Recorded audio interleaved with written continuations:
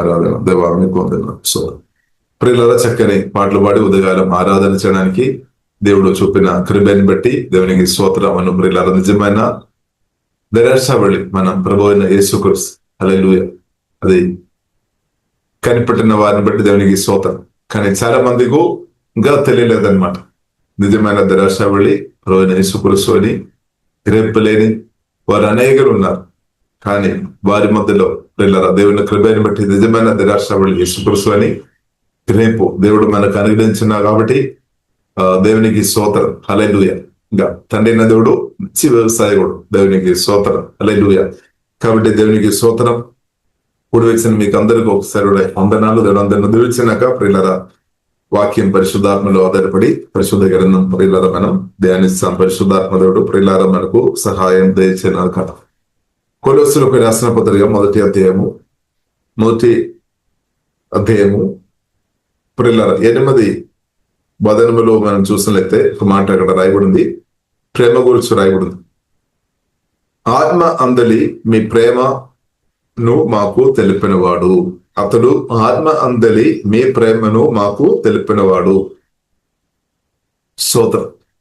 కాబట్టి ప్రియులారా, వాక్యం ద్వారా పరిశుద్ధాత్మ వలన కొత్తగా జన్మించిన మనలో బైబిల్ గ్రంథం మనకు నేర్పిస్తుంది.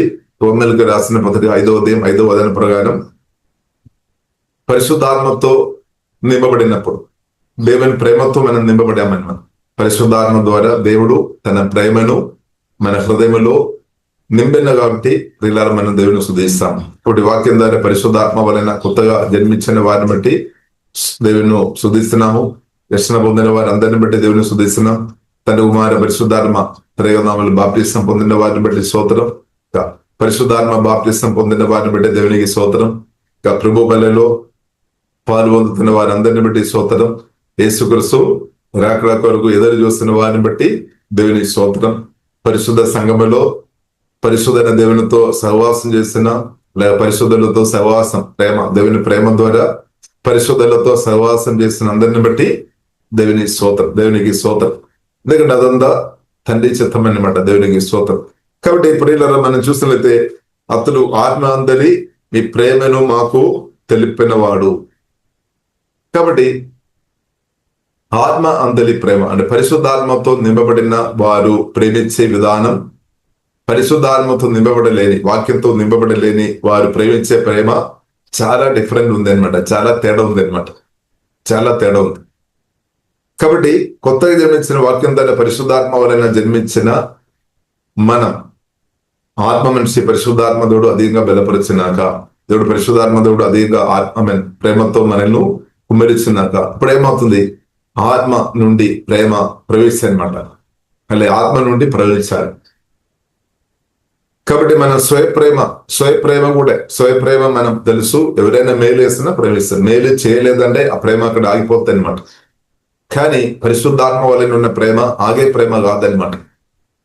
అది నిరంతరం ప్రియులారా మనం ఫలించినట్టు చేస్తాయి అనమాట. నిరంతరం మనం ఫలించినట్టు చేస్తాయి అనమాట. నిరంతరం మనం మేలు చేస్తున్నట్టు ప్రియులారా మనను ముందుకు నడిపిస్తుంది అనమాట దేవుని ప్రేమ. కాబట్టి ప్రియులారా దేవుడు మనను ప్రేమతో పరిశుద్ధాత్మ వలన జీవంగల దేవుడు జీవంగల దేవుడు తన ప్రేమతో మనను అధికంగా కుమరించినాక ఇప్పుడు దేవుని ప్రేమతో నింపబడిన స్థాయిలో మనం అందరూ ఉండాలి. ఆ కృపా దేవుడు అనుగ్రహించిన దేవునికి స్తోత్రంగా లోతైన అనుభవంలోనికి పరిశుద్ధాత్మ దేవుడు మనల్ని నడిపించినాక అప్పుడు ఏమవుతుంది? దేవుని చిత్తానుసరంగా ఉన్న అనేక పనులు జరుగుతాయి అన్నమాట. స్తోత్రం. దేవుని చిత్తానుసరమైన అనేక విషయాలు జరుగుతాయి. దేవుని ప్రేమతో మనం నింపబడిన స్థాయిలో ఉంటే దేవుని చిత్తంలోనికి అది మనల్ని నడిపిస్తుంది అనమాట. దేవుని చిత్తం చేసే బిడ్డలుగా మనల్ని నడిపిస్తుంది. దేవుని ఆశీర్వాదాలు మనం అధికంగా అనుభవించినట్టు దేవుని ప్రేమ మనకు సహాయపడుతుంది. ఇప్పుడు దేవుని ప్రేమ అంటే అది దేవుడు అని ప్రియులారా పరిశుద్ధ గ్రంథం 1 యోహాను 4:8 వచనంలో ప్రియులారా మనం చూసినట్లయితే గాడ్ ఈజ్ లవ్, దేవుడు ప్రేమ అన్నమాట. ఇప్పుడు మన దేవుడు ప్రేమ పూర్ణుడు అన్నమాట, ప్రేమ పూర్ణుడు. కాబట్టి తండ్రి అయిన దేవుడు ఆ క్రీస్తును ప్రేమ పూర్ణుడైన క్రీస్తును పరిశుద్ధాత్మ వలన వాక్యం ద్వారా మనలో నాటిస్తామన్నమాట. ఆ ప్రేమ పూర్ణుడైన క్రీస్తు పరిశుద్ధాత్మ వలన వాక్యం చేత దేవుని కృపను బట్టి నాలో మీలో ఎదుగుతున్నామన్నమాట. కాబట్టి ఏమవుతుంది, తప్పకుండా మీ కుటుంబ జీవితం సంతోషం, సమాధానం, నెమ్మది, ఆశీర్వాదాలు ఇంక్రీస్ అవుతాయి అన్నమాట. కుటుంబ జీవితం ప్రియులరా, క్రిస్తువును కలిగిన వారి యొక్క కుటుంబ జీవితం తప్పకుండా దీవించబడుతుంది. సంతోషం, సమాధానం, నెమ్మది యేసు నామములో ఇంక్రీస్ అవుతాయి అనమాట. దేవునికి స్తోత్రం. కాబట్టి ప్రియులారా, మనం చూసినట్లయితే క్రిస్తువును కలిగిన మీ కుటుంబ జీవితం దీవెనతో నింపబడతాయి. కాబట్టి కుటుంబ జీవితం అది కూడా దేవుని యొక్క ప్రణాళిక అనమాట. కుటుంబ జీవితం ఫ్యామిలీగా ఉండడం దేవుని యొక్క చిత్తం. కాబట్టి 1 కొరింథీయులు 7వ అధ్యాయంలో ప్రియులారా మనం చూడవచ్చు, కొందరికేమో పెళ్లి చేయకుండా బ్రతకడానికి కొందరికి దేవుడు కృప ఇస్తాడు, లేదని మనం చెప్పలేగా. కానీ జాగ్రత్త నిమిత్తం కుటుంబం అంటే మంచి అంటే పాత్రం లేదంటే సాటిన సగారి లేదంటే భర్తను లేదంటే భార్యను కలిగి ఉండడం ఆశీర్వాదం అని పరిశుద్ధ గ్రంథం ప్రియులారా మనకు స్పష్టంగా మనకు నేర్పిస్తుంది. ఇప్పుడు క్రిస్తువుని కలిగిన మీ కుటుంబ జీవగల దేవుడు అధికంగా దీవించినాక.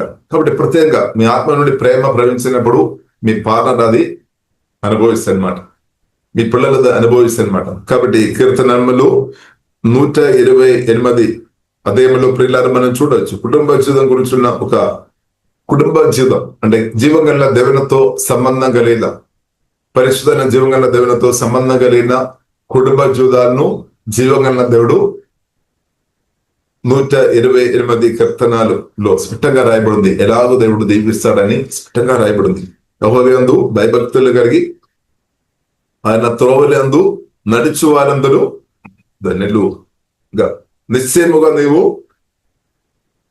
నీ చేతుల కష్టార్జము అనుభవిస్తే అనమాట. నీవు ధన్యుడు, నీకు మేలు కలుగును, నీవు ధన్యుడు. కాబట్టి గొప్ప మేలు అనేది ప్రియుల, గొప్ప మేలు ప్రియులను మనం చూసినట్లయితే శెట్టి గారు తన జీవం గల దేవుని కలిగి ఉండడం అంటే క్రిస్తువును కలిగి ఉండడం అంటే మందస్సం ఆయన క్రిస్తువును కలిగి ఉండడం అనమాట. గొప్ప ఆశీర్వాదం, గొప్ప మేలు, సోదరం. ఇంకా ప్రియులారా మనం చూస్తున్నది పరిశుద్ధ గ్రంథం మనకు నేర్పిస్తుంది, సాటి అయిన సహారిని దొరికినప్పుడు అది కూడా ఒక గొప్ప మేలు అనమాట. దేవునికి స్తోత్రం. అది మనం ప్రియులారా మనం చూడొచ్చు, ఆదికాండం 2వ అధ్యాయంలో మనం చూడొచ్చు. తండ్రిన దేవుడు ఆదాముకు సాటిన సహారిను దేవుడు క్రియేట్ చేసి ఇచ్చామన్నమాట, నిర్మించి ఇచ్చేసామన్నమాట. దేవునికి స్తోత్రం. కాబట్టి పెళ్లి కొరకు ప్రార్థన చేసిన పార్ట్నర్ కొరకు ప్రార్థన చేసిన ఎవరైనా ఉంటే దయచేసి బాధపడాల్సిన అవసరం లేదు. దేవుడు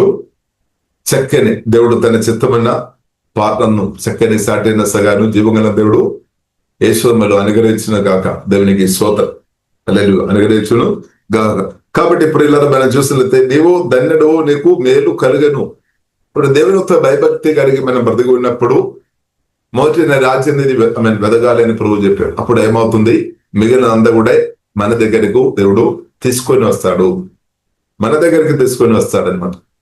హల్లెలూయా. మనం జీవగల దేవుని ఆరాధించుకొని దేవునితో ఉన్న భయభక్తులు దేవుని ప్రేమతో నింపబడి పరిశుద్ధాత్మ వరాలు నింపబడి సంఘర్షేమం కొరకు ప్రియులారా మనం దేవుని రాజ్య వ్యాప్తి కొరకు నిలబడుతున్నప్పుడు మిగిలిన అంతా కూడా జీవగల దేవుడు మన దగ్గరకు తీసుకొని వస్తాడనమాట. కానీ అక్కడ ఒక డౌట్ కొన్నిసారి మనకు రావడానికి అవకాశం ఉంది, తీసుకొని వస్తుందా లేదా. కానీ జీవగల బైబిల్ పరిశుద్ధ గ్రంథం స్పష్టంగా మనకు నేర్పిస్తుంది. మొదటి రాజ్యము, దేవుని యొక్క రాజ్యము ఇది మనం వెదగాలి, దాని మీద మనం మనసు పెట్టాలి అనమాట. దేవుని మీద మనం మనసు పెట్టాలి, హృదయం. అప్పుడు దేవుడు ప్రియులారా తప్పకుండా మన దగ్గరకు ప్రియులారా మన అవసరాలు జీవగల దేవుడు తీరుస్తాడు. జీవగల దేవుడు ప్రియులారా తీరుస్తాడు. కాబట్టి నువ్వు నేను బాధపడాల్సిన అవసరం లేదు. కాబట్టి ప్రియులారా బైబిల్ మనకు నేర్పిస్తుంది కుటుంబ జీవితం అది దేవుని ఒక ప్రణాళిక అనమాట. కాబట్టి నీ లోగట నీ భార్య ఫలించు ద్రాక్షవల్లి వలె నుండును, నీ బోధనపు బల్ల చుట్టూ నీ పిల్లలు ఒలువ మొక్కల వలె నుందురు. దేవునికి స్తోత్రం. కాబట్టి పెళ్లి కొందరు మనం చూసినట్లయితే చాలా లేట్ చేస్తారు పెళ్లి కొరకు. చాలా కొందరు 50 సంవత్సరం 60 సంవత్సరాలకై వెయిట్ చేయాల్సిన అవసరం లేదనమాట. కొందరు అలాగే వెయిట్ చేస్తారు. కానీ 23 వయసు అయినా 24 వయసు అయినా 25 వయసులో లేదంటే 26 వయసులో మంచి ఆరోగ్యం ఉన్నప్పుడు పెళ్లి చేసుకోవడం మంచిది. దేవునికి స్తోత్రం. హల్లెలూయా. పాపం కాదు. పెళ్లి చేసుకోవడం పాపం కాదు. 23, 24, 25 వయసులో పెళ్లి చేసుకోవడం ఎలాగ పాపం అంతే ప్రియుల. కాబట్టి ప్రియుల దయచేసి సమయం సద్వినియోగం చేసుకోవాలనే పరిశుద్ధ గ్రంథంలో స్పష్టంగా రాయబడి ఉంది. దేవునికి స్తోత్రం, హల్లెలూయా. కాబట్టి ప్రియులారా స్తోత్రం, హల్లెలూయా. అది మీ తీర్మానంలో ఉంది అనమాట. దేవుడు ఎప్పుడు కూడా దానికి అడ్డుపడలేదన్నమాట. మీ తీర్మానములో ఉంది. ప్రార్థన పూర్వంగా తీర్మానం చాలా ప్రాముఖ్యమైనమాట. కొందరు తప్పుడు నిర్ణయం చేస్తారు, కొందరు సరైన నిర్ణయం చేస్తారు. కాబట్టి ప్రియులారా మనం చూసినట్లయితే ప్రజలు లేదు అని కూడా మనం చెప్పడానికి వీల్లేదు. అనేకులను దేవుడు ఆల్రెడీ దేవుడు సృష్టించామన్నమాట. హల్లెలూయా. అనేకులు ఉన్నారు. కాబట్టి దేవుడు తన సాదృశ్యములు సురములు అనేకులను దేవుడు నిర్మించినట్టు దేవునికి స్తోత్రం. కాబట్టి ప్రియులారా కాబట్టి అది జరగాల్సిన సమయంలో జరగాలి అన్నమాట. జరగాల్సిన సమయంలో జరగాలి. కాబట్టి కొందరు మనం చూస్తున్నదే తప్పుడు నిర్ణయాన్ని బట్టి లెట్ చేస్తారు. ఇంకా కొందరేమో తర్వాత బాధపడతారు. కాబట్టి ప్రియులారా మనం తప్పుడు నిర్ణయంతో కొనసాగించవద్దన్నమాట. మంచి నిర్ణయం ఈ విషయంలో సరైన సమయంలో తీసుకోవడం వలన దాని యొక్క మేలు పొందుతారనమాట. కొందరు మనం చూసినట్లయితే సరైన నిర్ణయం సరైన సమయంలో చేయలేని ఆ ఒక సామర్థ్యం లేదు కాబట్టి కొందరు లేట్ అయిపోతాయి అనమాట. కానీ కొందరు చాలా మంది మనం చూడవచ్చు, వారు సరైన సమయంలో పోయిన వారు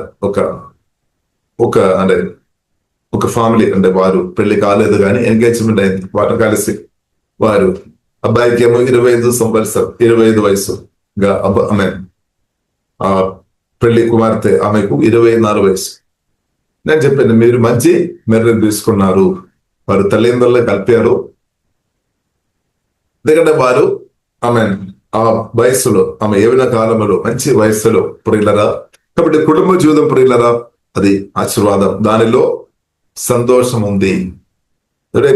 కుటుంబ జీవితం కలిగిన వారికి తెలుసు దానిలో సంతోషం ఉంది, దానిలో ఎంతో కాపుదల ఉంది, దానిలో ఎంతో ఓదార్పు ఉంది, ఎంతో నెమ్మది ఉంది.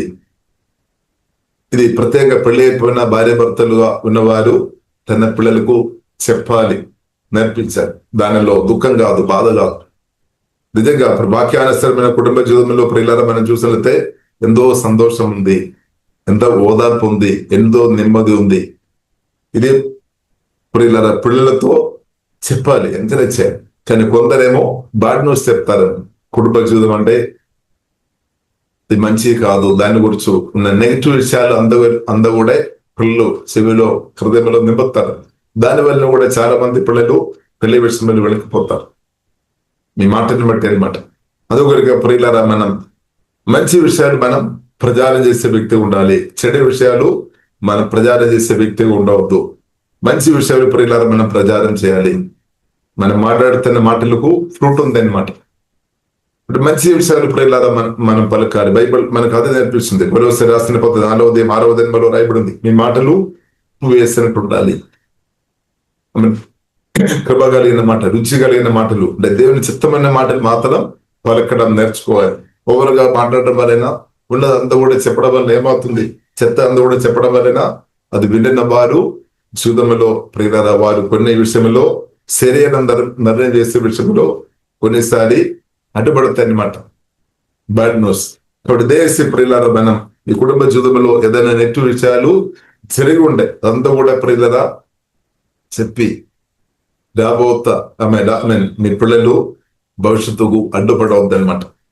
స్తోత్రం. కాబట్టి ఎంత మట్టుకు చెప్పాలో అంత మట్టుకు చెప్పాలి, దానికంటే ఎక్కువ చెప్పి ప్రియులారా డిస్కరేజ్ చేయవద్దు అనమాట. కాబట్టి ప్రియులారా మనం చూసినట్లయితే బైబిల్ మనకు నేర్పిస్తుంది. ఎఫెసీయులకు రాసిన 4:29 వినువారికి మేలు కలిగే విషయం మాట్లాడాలి, మేలు కలిగే విషయం మాట్లాడాలి. కాబట్టి మీ కుటుంబ జీవితంలో నీవు అనుభవించిన సంతోషం, నీవు అనుభవించిన సమాధానం, దేవుడు అనుగ్రహించిన సంతోషం సమాధానం ఉంటే దాని గురించి చెప్పండి. ఒకవేళ మీ భర్త ద్వారా కానీ లేదంటే భార్య ద్వారా కానీ ఇబ్బందికరమైన కొన్ని విషయాలు జరిగి ఉండే అదంతా కూడా చేసి పిల్లల చెవిలో పెట్టవద్దు. నీవు దేవునితో చెప్పండి.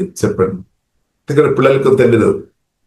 స్తోత్రం. కాబట్టి ప్రియులారా మనం డిస్కరేజ్ చేసే వారిగా మనం ఉండవద్దు. కుటుంబ జీవితం ప్రియులారా మనం చూసినట్లయితే అది ఎంతో సంతోషం, ఎంతో సమాధానం, ఎంతో ఓదార్పు ఉంది.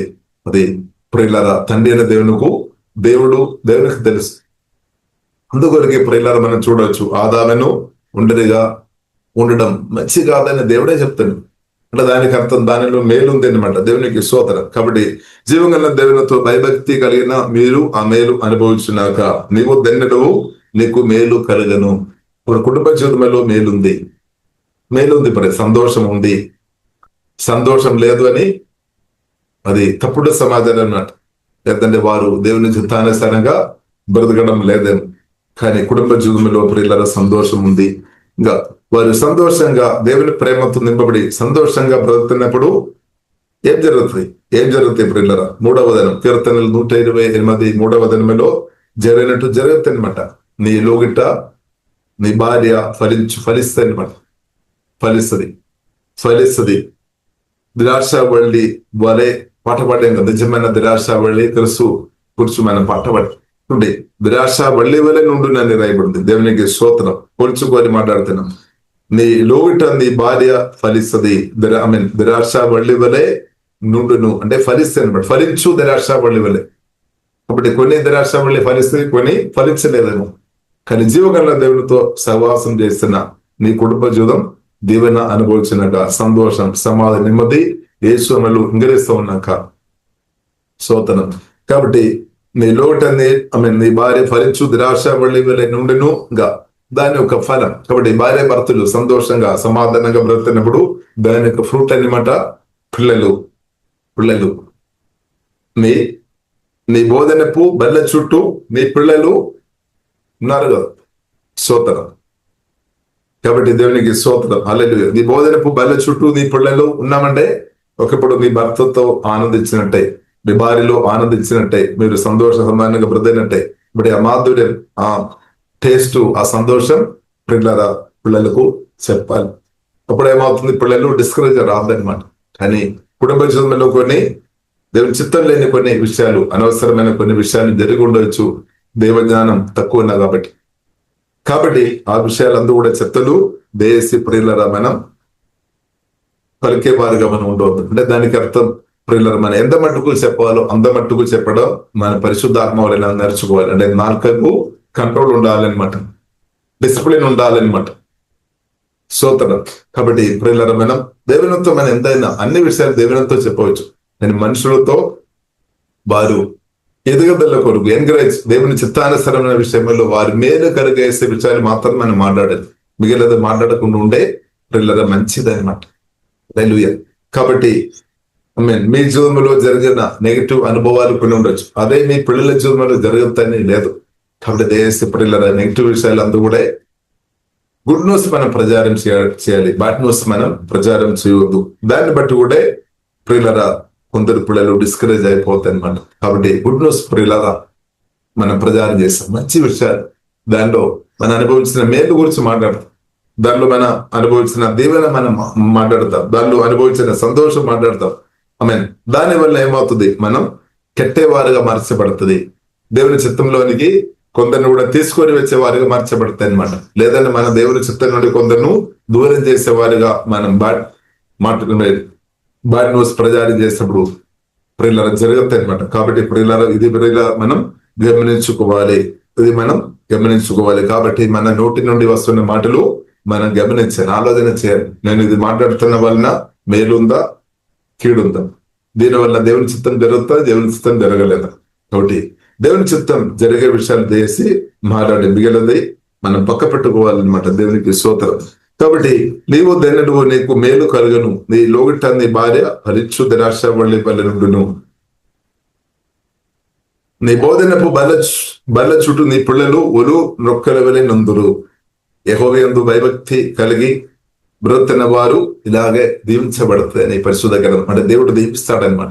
మన ఆదికాండం 1వ అధ్యాయంలో మనం చూడవచ్చు, దేవుడు పురుషుని స్త్రీని దేవుడు దీవించినట్టు ప్రియులారా మనం చూడవచ్చు. వారు ఫలించాలి, వారు విశ్రమపడాలి. దేవుని చిత్తం అనమాట. కాబట్టి దేవుడు యెహోవా యందు భయభక్తులు గలవాడు ఇలాగూ ఆశీర్వబడతాయి అనమాట. అంటే దేవుని హస్తం వారికి తోడుగా ఉన్నా కాబట్టి.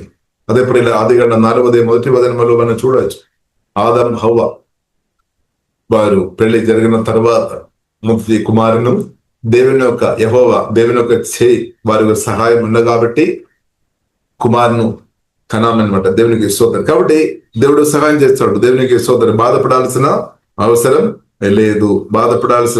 లేదు. ఇంకా ప్రియులారా, మనం కీర్తనలు 128 5వ వచనం మనం చూసినట్లయితే, సియోనుల నుండి యెహోవా నిన్ను ఆశీర్వదించును, నీ జీవిత కాలం మంది యెరూషలేమునకు క్షేమం కలుగుట చూచెను. కాబట్టి ప్రియులారా, దేవుడు ఆశీర్వదించే దేవుడు. సియోను నుండి నూతన నిబంధన ప్రకారం ప్రియులారా మనం చూసినట్లయితే సంఘం ద్వారా కూడా దేవుడు దీవిస్తాడు. కాబట్టి దేవుని ఆశీర్వాదం. కాబట్టి ప్రియుల దేవుని చిత్తమైనది మన దేవునితో కలిసి బ్రతున్నప్పుడు గొప్ప మేలు మన జీవగల దేవుని కలిగి ఉండడం. దేవుని చిత్తమైన సాటైన సహాయాన్ని దేవుడు అనుగ్రహిస్తాడు. కుటుంబ జీవితాన్ని దేవుడు దీవించినాక, మీ పిల్లలు దేవుడు దీవించినాక, అల్లెలు ఈ పిల్లలు లేని వారికి యేసుమల దేవుడు గర్భాలను యెహోవా శాస్త్ర బహుమానం, చక్కని బహుమానం జీవగల దేవుడు దయచినాక బాధపడాల్సిన అవసరం లేదు. కాబట్టి సాటైన సహాయాన్ని దేవుడు దయచినాక, కాబట్టి అప్పుడు మంచి నిర్ణయం తీసుకొని ముందుకు వెళ్ళాలన్నమాట. సో కాబట్టి గతకాలంలో విన్న నెగిటివ్ న్యూస్ ని బట్టి నువ్వు నిర్ణయం తీసుకో విషయంలో వెళ్ళకపోవద్దు అనమాట. సరైన సమయంలో నిర్ణయం తీసుకోవాలి. సమయం చాలా ప్రాముఖ్యమైనది. సమయం గడిచిపోతున్నాయి. సమయం మనం ఎవరు ఆపలే. కాబట్టి 50 సంవత్సరం వచ్చినప్పుడు పెళ్లి చేస్తామని లెచ్చి చేయకండి. దేవునికి స్తోత్రం. హల్లెలూయా. కాబట్టి ప్రియులరా, దేవునికి స్తోత్రం. సరైన సమయంలో ప్రార్థన గురుగా దేవునిలో ఆధారపడి మేము ముందుకు వెళ్ళాలి అనమాట. దేవునికి స్తోత్రం. హల్లెలూయా. చూడండి, సియోను నుండి యెహోవా నిన్ను ఆశీర్వదించును, నీ జీవిత కాలం మంది యెరూషలేమునకు క్షేమం కలిగిన చూచేదవు. కాబట్టి దేవునితో భయభక్తి కలిగిన వారుగా ఉంటే వారి అవసరాలు దేవుడు తీరుస్తాడు. సియోను నుండి జీవగల దేవుడు దీవిస్తాడు. మీ అవసరాలు దేవుడు తీరుస్తాడు అనమాట. బాధపడాల్సిన అవసరం లేదు. ఎలాగ ఏం తినాలి, ఏం త్రాగాలి, ఏం ధరించుకోవాలి, ఎలాగ బ్రతకాలి. ఇప్పుడు చేతి నిండా డబ్బు ఉండేనే పెళ్లి చేసుకోవాలని లేదు. స్తోత్రం. కాబట్టి ప్రార్థన ఊరుగా అడుగు పెట్టాలి. దేవుడు అవసరాలు తీరుస్తాడనమాట. కొందరు భయపడద్దు, నా చేతుల్లో డబ్బు లేదు, స్తోత్రంగా పెళ్లి చేస్తున్నది, నా పరిస్థితి ఏమవుతుంది. కాబట్టి ఇలాంటి విషయం దేశీ ప్రియులను మనం బాధపడవద్దు. జీవగల దేవుడు మొత్తం రాజ్యది బతుకుడి. డబ్బు దేవుడు అనుగ్రహించినాక మీకు అవసరమైన డబ్బు దేవుడు ఇస్తాడు. హల్లెలూయా. ఇప్పుడు మన దేవుడు ప్రాణం పెట్టిన దేవుడు, ప్రాణం కూడా ఇచ్చిన దేవుడు. దేవుడు తన ప్రియ కుమారుని మనకి ఇచ్చేసి ఇప్పుడు దేవుడు నా అవసరాలు, మీ అవసరాలు తప్పకుండా తీరుస్తాడు. ప్రియులు తప్పకుండా తీరుస్తాడు. ఇప్పుడు మనం బాధపడే అవసరం లేదు. నా చేతిలో డబ్బు లేదు, నేను ఎలాగే అడుగు పెట్టాలి. స్తోత్రం. హల్లెలూయా. ఇప్పుడు నాకు మాత్రమే తెలుసు డబ్బు లేదని, కానీ అందరికి తెలిసిపోతుంది. కాబట్టి ప్రియులారా, మనం భయపడాల్సిన అవసరం లేదు. బైబిల్లో రాయబడింది, నేను ఏమాత్రమేను విడువను, ఎన్నడూను ఎడబాయను. ఇక్కడ దేవుడు మనకు సహాయుడు, దేవుడు మనకు సహాయం చేస్తాడు. కాబట్టి యెషయా గ్రంథం 41:9 రాయబడింది, భయపడకము, దిగులపడకము, నేను తోడు ఉండాను, నేను సహాయం చేస్తాను. ఇప్పుడు దేవుళ్ళు ఆధారపడుతున్న మన అందరికీ సహాయం చేస్తాడు. కాబట్టి ప్రియులారా, మనం బాధపడాల్సిన అవసరం లేదు. దేవుడు సహాయం చేస్తాడు. దేవుడు ప్రియులారా మనకు సహాయం చేస్తాడు. ఇంకా మనం దిగినందుకు, ఇంకా మనం ఎందుకు బాధపడాలి? దేవుడు సహాయం చేస్తామని వాగ్దానం చేశాడు. ఖచ్చితంగా సహాయం చేస్తాడు. కానీ మనం మాత్రం ఆయన త్రోవల్లో నడవాలి అనమాట. ఆయన స్వరమేని మనం నడవాలి. యేసుతో కలిసి మనం బ్రతకాలి. ఒకటి కొలొస్సీ రాసిన పత్రికలో రాయబడింది, యేసుక్రీస్తును హత్తుకోవాలన్నమాట. పొద్దున మనం చూసినట్లయితే శిరస్సును హత్తుకోవాలి లేని వారి గురించి రాయబడింది కొలొస్సీ రాసిన పత్రికలో. కానీ మనం క్రీస్తుని మనం హత్తుకోవాలి, అంటే క్రీస్తుని మనం ప్రేమించాలి. క్రీస్తు మనల్ని ప్రేమిస్తున్నాం. హల్లెలూయా. మనం కూడా క్రీస్తును ప్రేమించాలి. ప్రభువుకు అడుగే జాడలో మనం బ్రతకడం, పరిశుద్ధాత్మ సహాయం వలన మనం నేర్చుకోవాలి. మన అవసరాలు తప్పకుండా దేవుడు తెరుస్తాడు. ఆత్మీయమైన అవసరాలు, మానసికమైన అవసరాలు, శారీరకమైన అవసరాలు, ఫైనాన్షియల్, రిలేషన్షిప్, ప్రతి ఏరియా జీవకాల దేవుడు దీవిస్తాడు. ప్రియుల చూడండి, సియోను నుండి యెహోవా నిన్ను ఆశీర్వదించును, నీ జీవితకాలం మంది యెరూషలేమునకు క్షేమం కలిగిన చూస్తే అనమాట. క్షేమం వస్తాయి అనమాట. దేవునికి స్తోత్రం. క్షేమం ఇంకా ఏమవుతుంది? నీ పిల్లల్ని కూడా చూస్తున్నట్టు దేవుడు కృప అనుగ్రహిస్తాడు. అది కూడా ఆశీర్వాదం అనమాట. దేవునికి స్తోత్రం. కాబట్టి గొప్ప ఆశీర్వాదం ప్రియులారా మనం మర్చిపోవద్దు. అది జీవంగా దేవుడు సృష్టికర్త అయిన దేవుడు అనమాట. ప్రభువుని యేసుక్రీస్తు అనమాట గొప్ప ఆశీర్వాదం. అదే తండ్రి దేవుడు మనకు ఇచ్చేసాడు. గొప్ప ఆశీర్వాదం అంటే క్రిస్తు అన్నమాట. ఇంకా క్రిస్తు కంటే గొప్పది ఏమీ లేదు. కాబట్టి మనం మోసపోవద్దు. బైబిల్లో రాయబడి ఉంది, ఇంకా ఏదో ఒకటి ఇస్తామని ఎవరైనా చెప్పి పిల్లలు మన హృదయాన్ని మోసం చేయవద్దు అనమాట. కాబట్టి క్రిస్తు కంటే గొప్ప ఆశీర్వాదం ఏమీ లేదు. కాబట్టి దేవునికి స్తోత్రం, హల్లెలూయా. కాబట్టి పౌలు చెప్తున్నా, మీరు క్రిస్తు కొరకు స్థిర విశ్వాసంతో మీరు నిలబడుతున్నారు. కాబట్టి పౌలు కూడా ఎంతో ఆనందించినట్టు చెప్తున్నాం అనమాట. ఇప్పుడు మనం క్రిస్తుతో కలిసి ప్రియులారా బ్రతకడం దేవుని చిత్తం అనమాట. క్రిస్తువుని కలిగి ఉండడం, క్రిస్తువులో ఒక వ్యక్తి క్రిస్తువుని కలిగి ఉన్నప్పుడు అదే గొప్ప సంతోషం. అందుకొకటి బైబిల్లో రాయబడింది, ప్రభువునందు ఎల్లప్పుడూ ఆనందించుడి. ప్రభువుతో కలిసి ఆనందించుడి. ప్రభువునందు తండ్రి కుమార పరిశుద్ధాత్మ త్రేక దేవుడు జీవగల దేవుడు కోరుతున్న విషయం అనేది, క్రిస్తునందు మీరు ఎల్లప్పుడూ ఆనందించుడి. హల్లెలూయా. కాబట్టి నీ జీవితకాలం అంతా యెరూషలేమునకు క్షేమం కలిగిన చూస్తుంది అనమాట. నీ పిల్లలను నువ్వు చూస్తా. దేవుడితో భయభక్తి కలిగి, కుటుంబ జీవితం కలిగి, సంతోషంగా సమాధానంగా నెమ్మదిగా బ్రతున్నప్పుడు ఆరోగ్యంగా దీర్ఘాయుస్సు వస్తాయి అనమాట. ఆరోగ్యవంతులుగా మనసపడితే దీర్ఘాయుస్సు వస్తుంది. ఆశీర్వాదాలు అనుభవిస్తున్నమాట. కాబట్టి ఆశీర్వాదాలు అనుభవించడం దేవునికి చిత్తం. ఆశీర్వాదం గురించి మాట్లాడటం ఒక విధానంగా ఉంది, ఆశీర్వాదం అనుభవించడానికి కొరకు దేవుడు పిలిచామన్నమాట. దేవుని అనుభవించడానికి కొరకు దేవుడు పిలిచారు. కాబట్టి ప్రియులరా, తప్పుడు మెసేజ్ బట్టి దేవుని యొక్క ఆశీర్వాదాలు పొందకుండా ఉండడానికి అవకాశం. అందుకొరకు మంచి మెసేజ్ మనం వినాలి. మంచి మాటలు, చెడు మాటలు మనం రిమూవ్ చేయాలి. మీ హృదయంలో ఒకవేళ చెడు సమాచారాలు కుటుంబ జీవితం గురించి విని ఉండవచ్చు, దాన్ని తీసివేయాలి, మనసు నుండి డిలీట్ చేయాలి. యేసు రక్తం పరిశుద్ధ వాక్యం ద్వారా దాన్ని శుద్ధి చేసుకోవాలి హృదయాన్ని. అందుకొరకు హృదయ శుద్ధి గలవారు ధన్యులు, వారు దేవుని చిత్తానుసారంగా ఉన్న దేవుళ్ళు అనుభవిస్తారన్నమాట. ఆత్మీయంగా, మానసికంగా, శారీరకంగా, ఫైనాన్షియల్ రిలేషన్షిప్. కాబట్టి ఇప్పుడు నీ జీవితకాలం ముందు యెరూషలేమునకు క్షేమం కలిగిన చూచేదవు. నీ పిల్లలు నీవు చూస్తే అనమాట, చూచేదవు. ఇశ్రాయేలు మీదే సమాధానం ఉండునాక.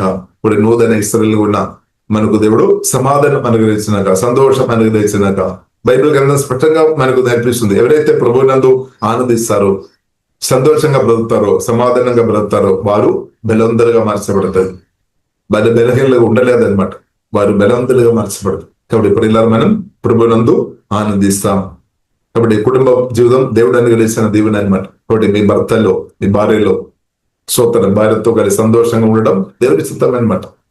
తప్పు పట్టవద్దనమాట. దేవునికి కొందరు దాన్ని కూడా తప్పు పట్టుతారు. భర్తతో కలిసి బ్రతకడం, భార్యతో కలిసి బ్రతకడం అది కూడా ఏదో పొరపాడని అది దేవుడు ప్రణాళిక అనమాట. దేవునికి స్తోత్రం. మనం ఆదికాండం చదవండి, 1వ అధ్యాయం చూడండి, 2వ అధ్యాయం చూడండి, మనం చూడవచ్చు, క్లియర్ గా మనం చూడవచ్చు. తండ్రి అయిన దేవుని ప్రణాళిక అనమాట. కాబట్టి దేశ భార్య భర్తగా ఉన్నవారు దేశమైన తప్పు పెట్టవద్దు. వారు కలిసి బ్రతకడమే దేవుని చిత్తం. ఇంకా వారి మధ్యలో ఏదైనా చిన్న మిస్టేక్ జరిగితే కొన్నిసారి దాన్ని పెద్దగా చెప్పవలసిన లేదు. దాన్ని ఏం చేసుకోవాలి? బైబిల్ మనకు నేర్పిస్తుంది. ఏదైనా తప్పు పొరపాటు మీ భర్త లేదంటే భార్య చేసి ఉంటే ఏం చేసుకోవాలి? క్షమించుకోవాలి. ప్రేమతో సహించుకొని క్షమించుకోవాలి. దాన్ని డిలీట్ చేసుకోవాలి అంతే. వేరే వారితో దాన్ని షేర్ చేయాల్సిన అంత సమయం పెట్టవద్దు అనమాట. దానికి ముందే డిలీట్ చేసుకోవాలి, హృదయంలో డిలీట్ చేసుకోవాలి. పొరపాటు జరుగుతాయి, మిస్టేక్ జరుగుతాయి. అందు కూడా ప్రచారం చేసిన వారు ఉంటే అదే సమయం వ్యర్థమైనట్టే, జీవితం వేస్ట్ అవడానికి అవకాశాలు ఉంది అనమాట. కాబట్టి దయచేసి ఇప్పుడు ఇలా మీ భర్త యొక్క పొరపాటులు, మీ భార్య పదవులు దయచేసి ప్రచారం చేయకండి. ఆపండి. స్తోత్రం. అల్లెలు చాలు, దేవునికి స్తోత్రం. ప్రియులారా చాలు, దేవునికి స్తోత్రం. అది నిజంగా చేసాం కదా అని ప్రియులారా దాన్ని ప్రచారం చేయడానికి దేవుడు నిన్ను పిలవలేదు. మనం దేవుడు పిలిచాము. పరిశుద్ధుడైన క్రీస్తు ప్రేమ గురించి ప్రచారం చేయడానికి దేవుడు పిలిచాము. ఇప్పుడు పడిపోయిన ఆదాము నుండి వస్తున్న దాని గురించి ఎక్కువ మనం ప్రచారం చేయకుండా మంచిది. మనం ప్రచారం చేయాలి. జయించిన క్రీస్తు గురించి ప్రియులారా ప్రచారం చేయాలి. పరిశుద్ధైన క్రీస్తు గురించి మనం ప్రచారం చేయాలి. క్షమించే క్రీస్తు గురించి మనం ప్రచారం చేయాలి. క్షమించే క్రీస్తు గురించి ప్రచారం చేసిన మనం క్షమించలేదంటే మన పరిస్థితి ఏమవుతుంది? క్షమించే క్రీస్తు గురించి మనం ప్రచారం చేస్తున్నాం. తండ్రి యేసు క్రీస్తు వారి నా పాపాలు క్షమించామని. కాబట్టి పరిశుద్ధ గ్రంథం ఏం నేర్పిస్తుంది? సేమ్ మనం కూడా చేయాలి. ఎఫెసీయులకు రాసిన 4వ అధ్యాయము 30, 31, 32 వచనములు రాయబడింది. సమస్తమైన చేదు, కోపము, క్రోధము, అల్లరి, దూషణ, సకలమైన దుష్టత్వం విస్తరించుడే. దాన్ని వద్దమైన కదా. దానివల్ల మనకు మేలు లేదు, ఇతరులకు మేలు లేదు. ఇప్పుడు మేలు కలిగేస్తుంది ప్రియులారా, మనం క్షమించుకోవడం, దేవుని ప్రేమ గురించి చెప్పడం. తండ్రి దేవుడు యేసుక్రీస్తు ద్వారా మన పాపాలు క్షమించాం, మనం కూడా క్షమిస్తాం. ఇప్పుడు మీ భర్తతో క్షమించండి, మీ భార్యతో క్షమించండి, పిల్లలతో క్షమించండి, తల్లిదండ్రులు పిల్లలతో క్షమించాలి. ఎవరితో అయితే కోపం మన హృదయంలో ఉందో దాన్ని తొలగించాలి. వాక్యమైన గణకం చేత గొప్ప స్పిరిట్ను మనం తొలగించాలి అన్నమాట. పగను మనం తొలగించాలి. మదర్ స్పిరిట్ను వాక్యమైన గణకం ద్వారా దాన్ని చంపేసుకోవాలి అన్నమాట. వాక్య గణకం మనం వాడుకోవాలి. ఆత్మీయ యుద్ధం కాబట్టి మన హృదయంలో మాత్రం క్రిస్తు పరిపాలన చేయనాక, క్రిస్తు ఒక వాక్యం మన ఆత్మ ప్రాణం శరీరం పరిపాలన చేయనాక, ఇప్పుడు మన హృదయం దేవుడు వాక్యం ద్వారా పరిపాలన ఇస్తే అప్పుడు మన మాటలు కూడా ప్రేమ మాటలు వస్తాయి అన్నమాట. మంచి విషయాలు ప్రేరించే వ్యక్తిగా మార్చబడతాయి. కాబట్టి గుడ్ న్యూస్ ప్రియులారా, మన నోటి నుండి వచ్చేది దేవుని చిత్తమైన మాటలు వచ్చినాక, దేవుని చిత్తం లేని మాటలు దయచేసి ఆపండి. కాబట్టి వారు వీళ్ళు చేసి ఉండొచ్చు, అది అది నువ్వు చూసి ఉండొచ్చు, విని ఉండొచ్చు, అనుభవించి ఉండొచ్చు, అందుకు దయచేసి ప్రచారం చేయవద్దు. కానీ క్రీస్తు కల్వరి శిలువలో చేసిన పరమ యాగం, పరిశుద్ధమైన యాగం, సమాధుని మూడవ తిరిగి లేచిన యేసుక్రీస్తు గురించి చెప్పండి. ఎంత చెప్పినా మీకు మేలు, మీ పిల్లలకు మేలు, తరతరాలకు మేలు, అందరికి మేలు అనమాట. సోదరు కాబట్టి మనం జయం అనుగ్రహించిన క్రీస్తు గురించి ప్రియులారా ప్రకటిస్తాం. కాబట్టి ఓడిపోయిన విషయాల గురించి మనం మాట్లాడి మిగిలిన వారు మనం విసిగించవద్దనమాట. కానీ జయించిన క్రీస్తు గురించి ప్రకటిస్తాం. హల్లెలూయా. కాబట్టి మీ కుటుంబ జీవితం వాక్యం ద్వారా పరిశుద్ధాత్మ దేవుడు కట్టునాక, హల్లెలూయా, మీ పిల్లల జీవితం దేవుడు వాక్యం ద్వారా పరిశుద్ధాత్మ దేవుడు కట్టే దేవుడు అనమాట. కాబట్టి మన ఆత్మీయ జీవితం దేవుడు కట్టే దేవుడు అనమాట, కూల్చివేసే దేవుడు కాదు. కాబట్టి ప్రియులారా, మనం పాజిటివ్ విషయాలు వాక్యం ద్వారా దేవుడు చేసిన మేలు మనం మాట్లాడదాం. అలాగే దేవుడు చేయబోతున్న మేలు గురించి విశ్వాసంతో మాట్లాడదాం. అబ్రహాం అదే చేస్తామన్నమాట. నిరీక్షణకు ఆధారం లేనప్పుడు కూడా దేవుడు చెప్పిన వాగ్దానాలు పట్టుకొని దేవుడు చేస్తాడని నమ్ముకొని దేవుని స్తుతించామన్నమాట. కాబట్టి కొన్ని విషయాలు మీ విధంగా ఇంకా దేవుడు చేయడానికి ఉంది. దాని విశ్వాసంతో మనం ఇప్పుడే స్తుతిస్తాం, అడ్వాన్స్ గా స్తుతిస్తాం. ఇప్పుడు ఒకవేళ స్వస్థ కావచ్చు మనం చెప్తాం, యేసయ్య మీరు పొందిన గాయముల చేత నన్ను స్వస్థపరిచినట్టు దేవా స్తోత్రం. ఒకవేళ వివాహ జీవితం కావచ్చు, ప్రభా నాకు సాటిన సహారి దేవా యేసయ్య మీరు ఇచ్చినట్టు దేవా స్తోత్రం. ఒకవేళ పిల్లల విషయంలో కావచ్చు, మీరు బాధపడుతున్నారు అబ్రహాం సారాల, కాబట్టి దేవా గర్భంలో వచ్చిన శాస్త్ర బహుమానం ప్రభా నాకు ఇచ్చిన కాబట్టి దేవా మీకు స్తోత్రం. ఒకవేళ ఇల్లు విషయం కావచ్చు, ఇల్లు చక్కని ఇల్లు దేవా ప్రభా మీరు ఇచ్చినట్టు స్తోత్రం. ఒకవేళ డబ్బు కావచ్చు, చేతులు లేదు ప్రభా మీరు దేవుడు తన ఐశ్వర్యం అయిపోయిన క్రీస్తు యేసు మహిమలో నా ప్రతి అవసరం ఈ రోజు దాకా అద్భుతంగా తెరిచిన యేసయ్య మీకు స్తోత్రం. మిగిలిన నా అవసరాలు ప్రభా మీరు తీరుస్తాడు కాబట్టి దేవా మీకు స్తోత్రం. అడ్వాన్స్గా ప్రియులారా మనం స్తుతించుకోవడం మనం నేర్చుకోవాలి. విశ్వాసం నేత్రాలతో అబ్రహాముల విశ్వాసం నేత్రం దేవుడు తెరచినాక, విశ్వాసం దేవుడు అనుగ్రహించినాక, అలాగే మనం స్తుతించినప్పుడు ఏమవుతుంది, గుండెలో ఒకవేళ సాతాను గాడు తీసుకొని రావడానికి వస్తున్న ప్రయత్నిస్తున్న టెన్షన్ బాధలు అంతా తొలగిపోతాయి అనమాట. ఎరుగగోడలు తొలగిపోతాయి అనమాట. ఎరుగగోడలు తొలగిపోయినట్టు బాధలు, దుఃఖం తొలగిపోతాయి. ఇప్పుడు విశ్వాస మాటలు పలుకుతాం. ఇప్పుడు దేవుడు చేయబోతున్న విషయాలు కూడా, ప్రార్థన విషయాలు దేవుడు జవాబు ఇచ్చినప్పుడు పిల్లలు మన అడ్వాన్స్ గా దేవుడు స్తుతించడం మనం నేర్చుకోవాలి. దానివల్ల ఏమవుతుంది, అడ్డుగోడలు తొలగిపోతాయి.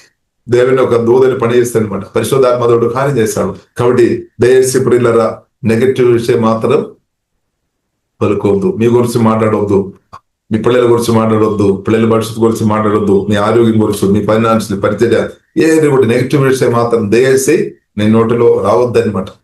కానీ మాట్లాడాలి విశ్వాస మాటలు, వాగ్దానాలు ఎంతైనా పలకండి, దేవుడు వేసిన మేలు ఎంతైనా పలకండి. కాబట్టి పిల్లరా మనం దేవజ్ఞానం దేవుడు అనుగ్రహించినాక దేవుని చిత్తానుసారంగా మనం నాలుక వాడుకోవాలి. ఇప్పుడు మీ కుటుంబ జీవితంలో వచ్చిన నెగిటివ్ విషయాలు అంతా కూడా దయసి ఈ పిల్లల చెవిలో మరలా దయసి పెట్టకండి.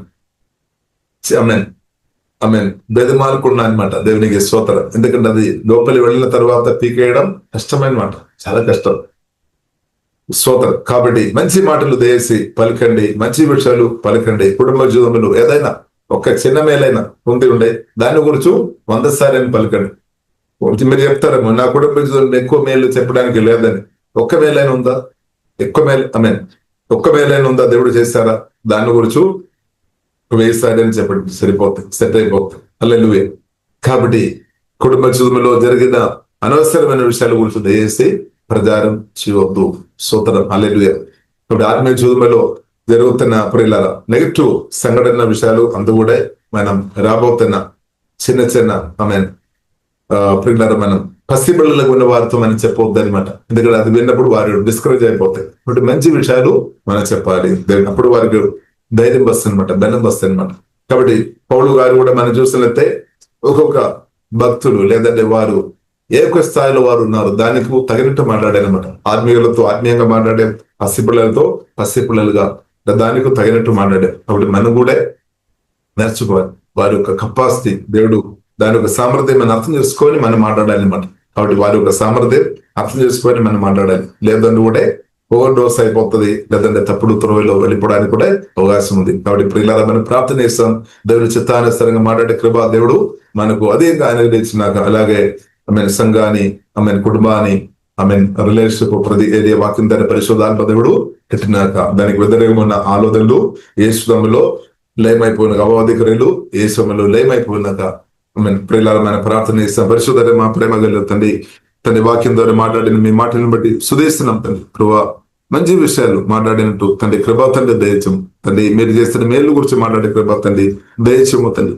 దేవా ఎదుటి వ్యక్తిని ఎంకరేజ్ చేసే మాటలు, దేవుని చిత్తంలోనికి నడిపించే మాటలు దేవా స్తోత్రం తండ్రి. దేవా కృప తండ్రి దయచేయము తండ్రి.